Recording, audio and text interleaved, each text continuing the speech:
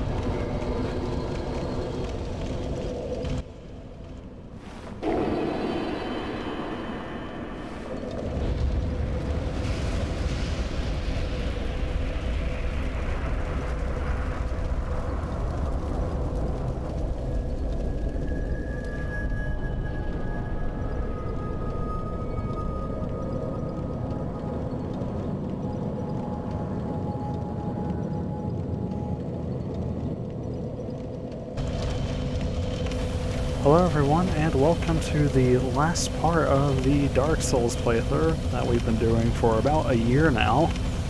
Now, just seriously thinking about it before I started doing commentary on this. By the way, I really like this area. I've been at this for about a year, and 3 Souls games have been released in this year. Or, you know, have been announced at least. We had Scholar, Bloodborne, and Dark Souls 3. Which I thought would never happen. I think I even said in one of these previous parts that it would never happen, but I guess it is. So we're going into the Kiln for the last time, thankfully. And I guess I'm not really going to talk about the game this time around because I've got a lot more things I want to talk about. Jesus, it looks horrible here. Anyway, to begin with, next thing we do is more than likely going to be Hotline Miami, and I think I know how I'm going to do this. It's probably not going to be from a fresh game because it's really difficult to even try to do a fresh game on Hotline Miami because the way it tracks your save file, I don't even know how to get rid of it. Well, then again, I haven't went there into a lot of files to even, you know, remotely try. But, so we're just going to be starting from a New Game Plus, which isn't too hard. And I'm going to be trying to do all A+. After that, I might do Dark Souls 2 Scholar, because I kind of like Dark Souls 2 Scholar, but not Dark Souls 2, because I think and only in the most slight occurrence will I actually do the DLC for Scholar, because the DLC is still pretty terrible. Well, at least the first one. Wow, I got wrecked. But other than that, though, you know, after that, I don't really know what I'm going to do. I'm going to actually probably play some games before I get started on this. Because I've got plenty.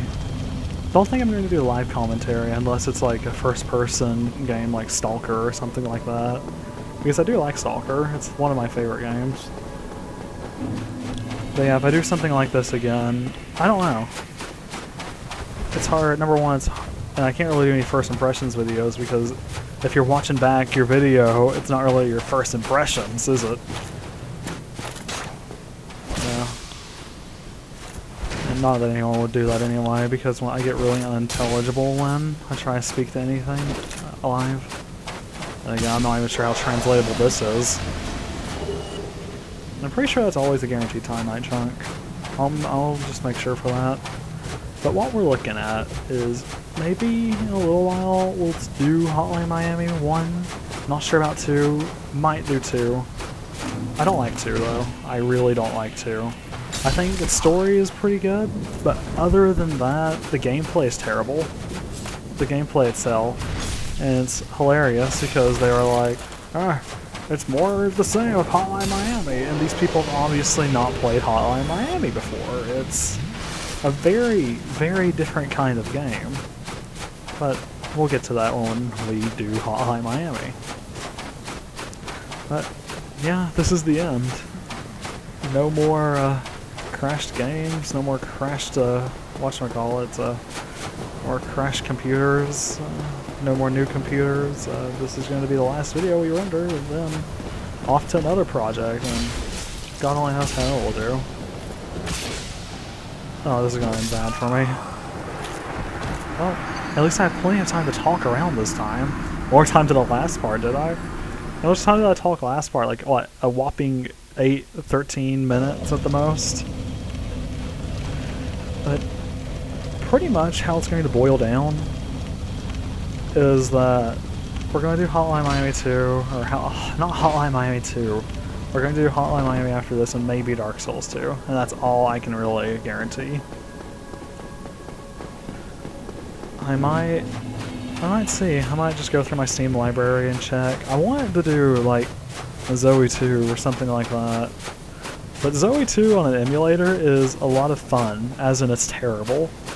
And what I mean by that is textures pop in and out, and the game just is like, and has a heart attack. And then, I think the solution to stop the texture popping in is to go to hardware mode. But if you switch to hardware mode, all the lights stick out of the walls, so it becomes, you know, unintelligible. It becomes you're not able to tell what is a what's actually, you know, an enemy like a raptor or anything like that, or, you know, what's just a lie on the wall. So you're just shooting everything. Then you switch to software, and yeah, textures pop in. You know, you're looking at a chrome jet hoodie and chrome vial decking it out while your game and your computer is just having a heart attack at this. It's like, oh my god! And other than that, there's not much else that I can really think of wanting to do. We'll check though. Not a lot of games. Oh yeah. Well, we need Bandicam for that, but I'll definitely consider that. It's a secret. Shh. But yeah. So in the first video we did before we got any of this started or over, I said that we were going to kill the final boss of this game. I might have said his name already, but I'm just going to pretend like I haven't. And we're going to kill him, and we're gonna... Well, you're supposed to know who he is. It's fucking Gwen, the Lord of Sunlight. But anyway, aside from that faux pas, we're going to have to... Where was I? Never mind. That was a train of thought. It just got derailed. It's gone. It's in the lake. It's dead. Deader than dead. It's rusty. Other than that, like, yeah, maybe I'll do that. And maybe I'll do that. Not sure, but I'm definitely going to consider it because I think it'd be worth it in the end.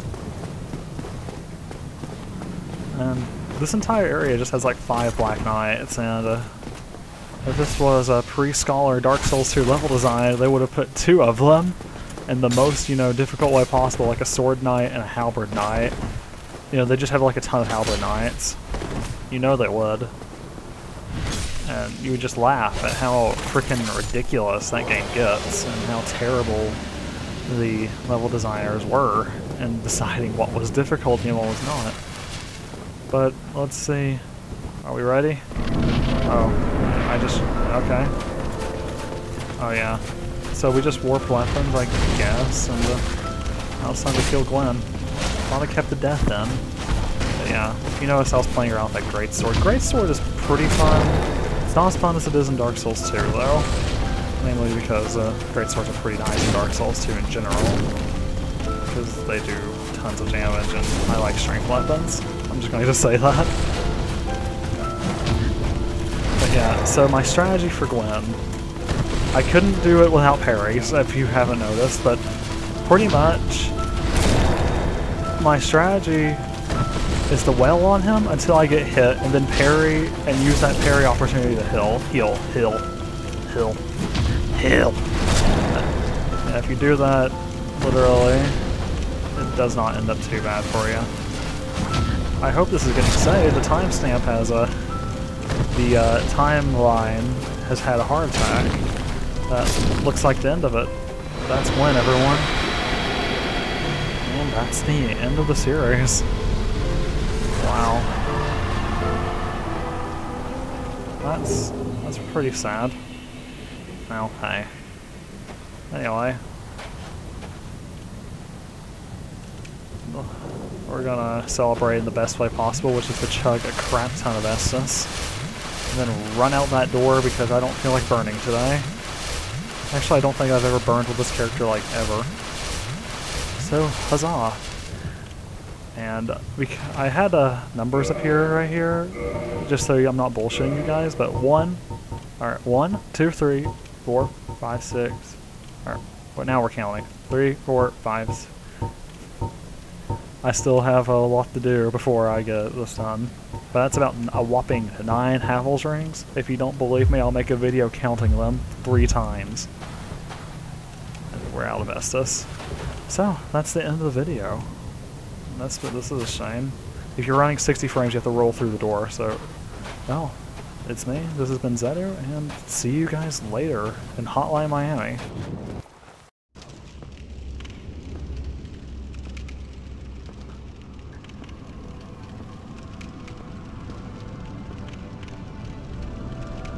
My lord, bless thy safe return. Let Garth and Frout serve your highness. We are here to serve your highness.